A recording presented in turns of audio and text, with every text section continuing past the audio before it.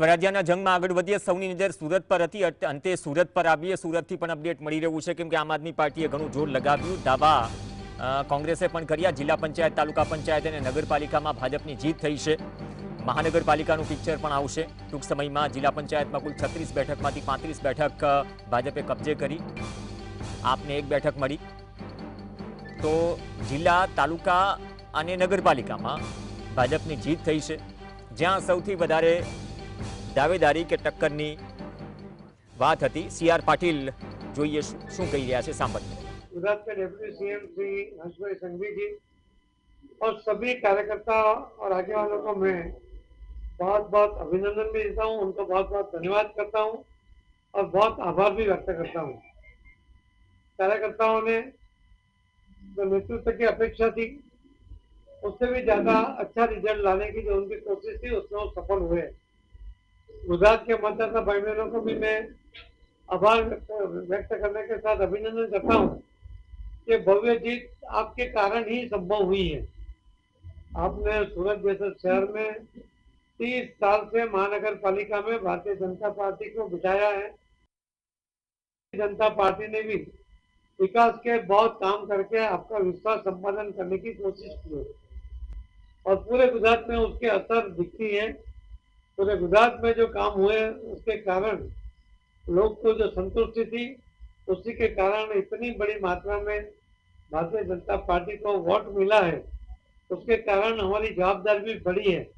मैं आपके माध्यम से सभी मतदाता भाई बहनों को कहना चाहूंगा कि माननीय प्रधानमंत्री श्री नरेंद्र मोदी साहब के नेतृत्व में, श्री अमित भाई शाह साहब के नेतृत्व में, मुख्यमंत्री श्री प्रदेश अध्यक्ष और डेप्यूटी सीएम और सब कार्यकर्ताओं की ओर से मैं कहना चाहूंगा कि मोदी साहब के नेतृत्व में हम जो आपकी अपेक्षाएं पूर्ण करने के लिए पूरी कोशिश करेंगे, प्रामाणिक प्रयत्न करेंगे और सिर्फ प्रयत्न नहीं करेंगे, हम जो हमने तय किया है वो मंजिल हासिल करने की कोशिश करेंगे।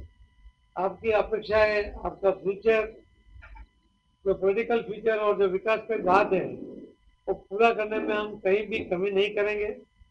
पूरा विकास जो होगा वो क्वालिटी के साथ होगा और सबको उसका फायदा होगा। कोई जगह पर हम बायस होकर काम नहीं करेंगे, ये भी मैं आपके माध्यम से सभी मतदाता भाई बहनों को विश्वास दिलाना चाहता हूँ। और फिर से तो सभी मतदाता भाई बहनों को भी बहुत बहुत धन्यवाद देते हुए आपका विश्वास बन रहने की हमारी जवाबदारी है।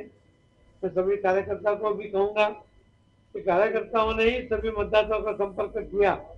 कैंडिडेट सब जगह पहुंच नहीं पाया होगा, मगर आपने कार्यकर्ताओं के साथ जो संपर्क था और कार्यकर्ताओं ने जो विश्वास संपादन किया था उसके कारण इतनी बड़ी संख्या में, इतनी बड़ी मात्रा में मतदान भी हुआ और भव्य जीत हुई है।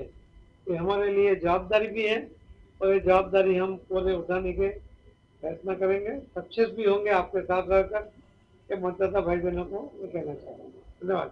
विपक्षी पार्टियों की हार के पीछे की वजह क्या मानते हैं और आप बीजेपी इतनी बड़ी संख्या में जीत पड़ी है? ચલો, CR પાટીલે કહ્યું કે તમામ કાર્યકર્તાઓનો આભાર માન્યો અને કહ્યું કે આ જે મેન્ડેટ છે અમારી જવાબદારી પણ છે, અમારી જવાબદારી વધી ગઈ છે.